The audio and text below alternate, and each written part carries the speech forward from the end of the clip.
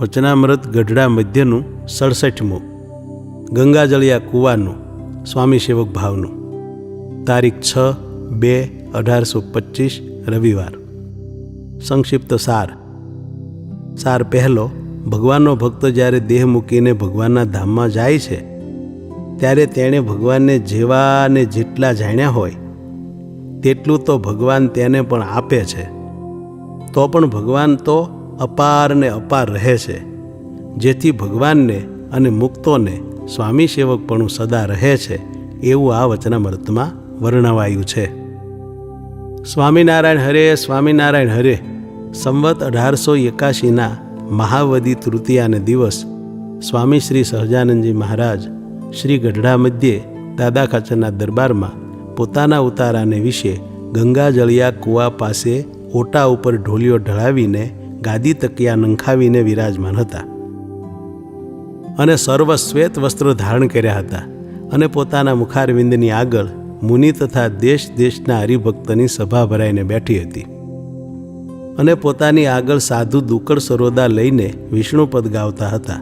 તે કીર્તન ભક્તિ થઈ રહ્યા પછી શ્રીજી મહારાજ બોલ્યા છે, અમે સર્વે સંત પ્રત્યે પ્રશ્ન કરીએ છીએ જે ભગવાનનો ભક્ત હોય તે દેહ મૂકીને બ્રહ્મરૂપ થઈને ભગવાનના ધામમાં જાય છે, પછી એમાં ને ભગવાનમાં શો અંતરાય રહે છે, જેણે કરીને સ્વામી સેવકપણાનો નાતો રહે છે?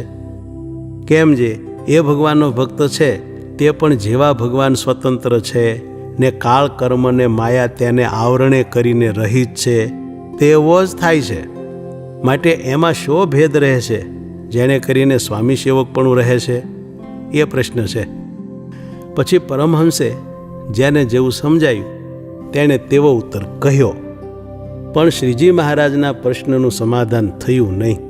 પછી સર્વે સંતે કહ્યું છે, હે મહારાજ, તમારા પ્રશ્નનો ઉત્તર તો તમે જ કરશો ત્યારે થશે.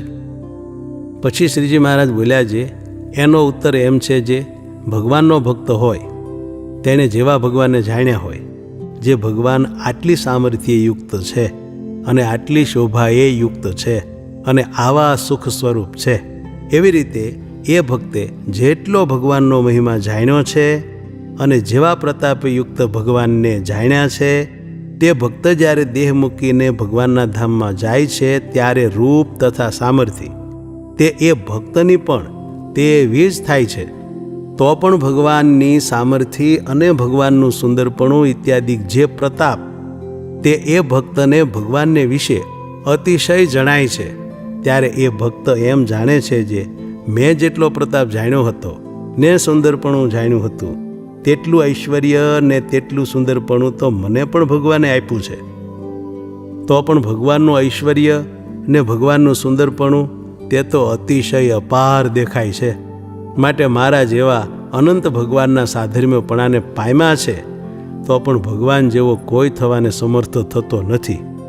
શા માટે? જે ભગવાનનો મહિમા, ગુણ, કર્મ, જન્મ ને સામર્થ્ય તથા સુંદરતા, સુખદાયકપણું એ આદિક જે અનંત કલ્યાણકારી ગુણ તેના પારને શેષ શારદા બ્રહ્માદિક દેવતા તથા 4 વેદ એ પામતા નથી અને ભગવાન પોતે પણ પોતાના મહિમાના પારને પામતા નથી. માટે ભગવાન તો સર્વે સામર્થ્ય કરીને અપાર છે અને એ ભગવાનને ભજીને અનંત કોટી વૈષ્ણવ ભગવાન સરખા થયા છે, તો પણ ભગવાનમાંથી કોઈ જાતનો પ્રતાપ અણુ જેટલો પણ ન્યૂન થયો નથી.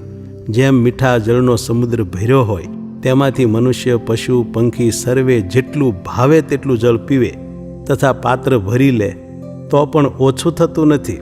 શા માટે? જે એ સમુદ્ર તો અગાધ છે, તેમજ ભગવાનનો મહિમા પણ અતિશય અપાર છે, માટે કોઈ રીતે કરીને વધે ઘટે એવો નથી. તે સારું જે ભગવાનના ભક્ત બ્રહ્મ સ્વરૂપ થયા છે તો પણ ભગવાનના દ્રઢ દાસ થઈને ભગવાનનું ભજન કરે છે, એવી રીતે ભગવાનના ભક્ત ભગવાનના સાધર્મ્યપણાને પામે છે તો પણ સ્વામી સેવકપણું રહે છે. એ જ એ પ્રશ્નનો ઉત્તર છે. ઇતિ વચનામૃતમ ગઢડા મધ્યનું 67મું થયું.